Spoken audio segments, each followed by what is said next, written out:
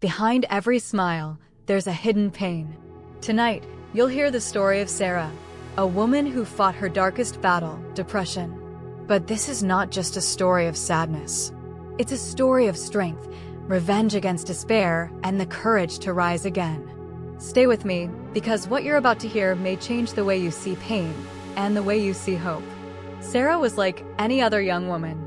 She had dreams, laughter, and a heart full of hope. Her friends saw her as the happiest person in the room. She was the one who made everyone laugh, the one who carried light wherever she went. But what no one knew was that behind closed doors, she was breaking piece by piece. Her life looked perfect from the outside, but inside she was drowning. She kept a journal, writing lines like, "I smile so no one asks questions. I laugh so no one sees the tears." This was the mask she wore every day. It all began when the person she trusted most betrayed her. The man she loved, the one she thought would protect her, shattered her world with lies. She discovered messages, secrets, and a truth that cut deeper than any knife.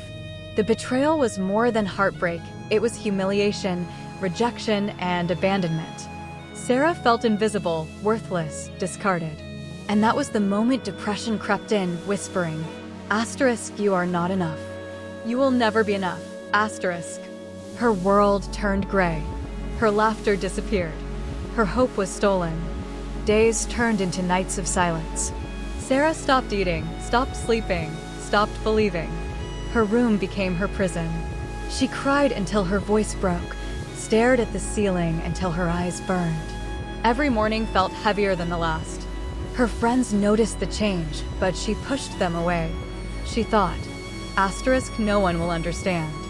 No one will care, Depression had chained her heart, and she felt powerless. She wrote in her journal, "I am a ghost in my own life. I exist, but I don't live." Her family tried to reach her, but she built walls higher and higher. She believed she was alone in her suffering. But one night, as she sat alone, she asked herself, "Is this how my story ends? Broken, forgotten, invisible, And something inside her whispered back, "No. This is where your fight begins, Sarah realized that her revenge would not be against the man who betrayed her. Her true revenge would be against the depression that tried to destroy her.